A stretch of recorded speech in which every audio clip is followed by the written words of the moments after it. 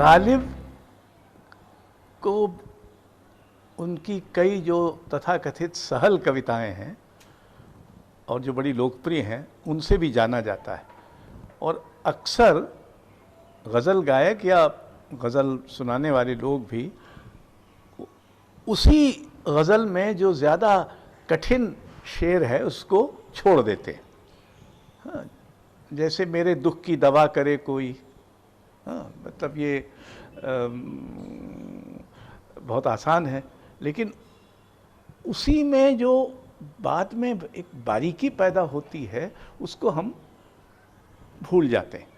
तो गालिब के यहाँ आखिर इस दर्द की दवा क्या है ना, दिले नादा तुझे हुआ क्या है, आखिर इस दर्द की दवा क्या है।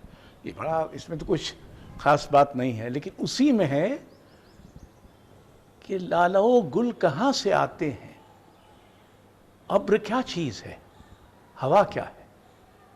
अब ये उस पहले शेर से ज़रा इसका मिलान करिए।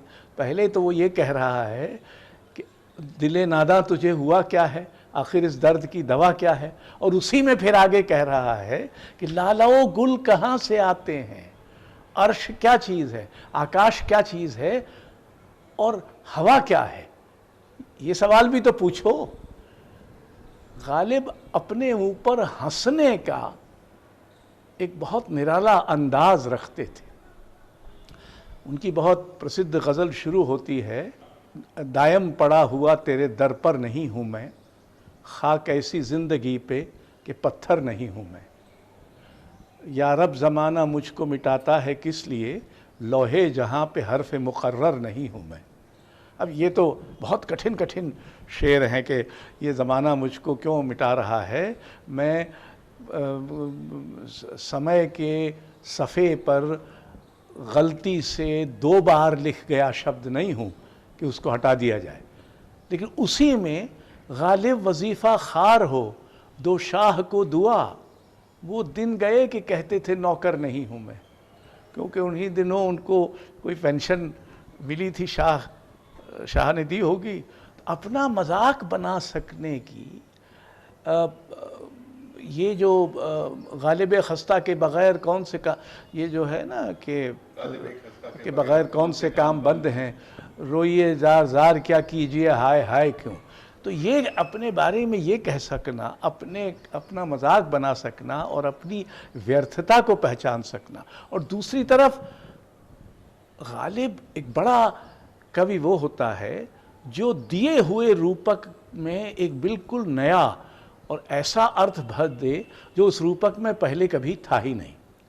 अब उसका एक मिसरा है, मुझे पहले शेर की पहली पंक्ति याद नहीं है, जो चिरागाने दिवाली सफ़ बसफ़ जलता हूँ मैं, यानी जैसे चिराग दिवाली में जलते हैं एक के बाद एक, वैसे मैं जलता हूँ। अब ये दिवाली के चिराग जो हैं वो पारंपरिक रूप से तो खुशहाली, दिवाली तो खुशहाली का त्यौहार है, तो ये खुशहाली के प्रतीक हैं, लेकिन गालिब उनको तकलीफ़ और यातना के प्रतीक में बदल देता है।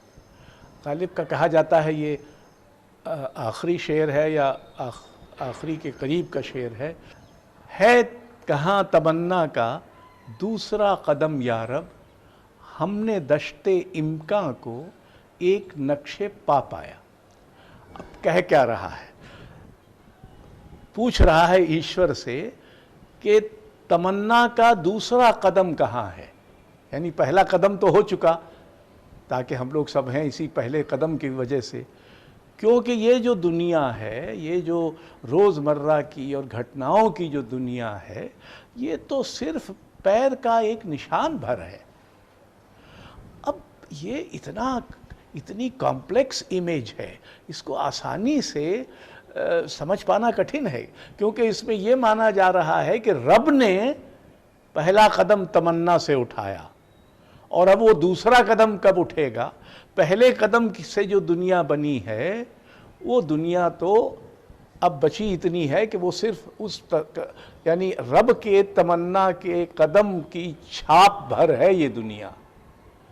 तो ये गालिब की जो आधुनिकता है, दैर नहीं, हरम नहीं, दर नहीं, आस्था नहीं, बैठे रह गुजर पे हम, गैर हमें उठाए क्यों, कि हमारे पास कोई सहारा नहीं है, कोई जगह नहीं है, कोई घर नहीं है, कोई मंदिर मस्जिद नहीं है जो हमको सहारा या जगह दे सके। हम तो सड़क पे बैठे हैं और यहां से भी तुम हमको उठा रहे हो।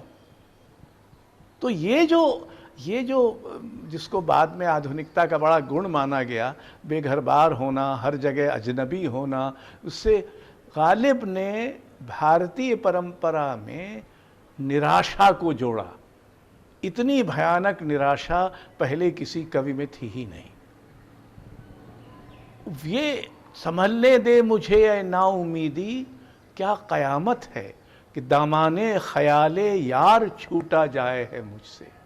कभी नेकी भी उसके जी में गर आ जाए है मुझसे, वफ़ाएं करके अपनी याद शर्मा जाए है मुझसे।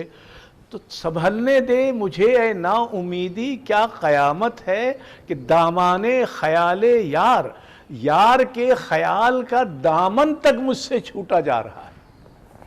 तो ये बातें गालिब ने एक तरह से भारतीय कविता में पश्चिम के आने के पहले आधुनिकता के 4 मुकाम हैं: अमीर खुसरो, कबीर, तुलसीदास और गालिब।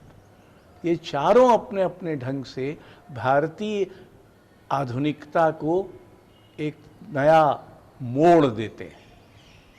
और चलिए, ये लंबी बात है।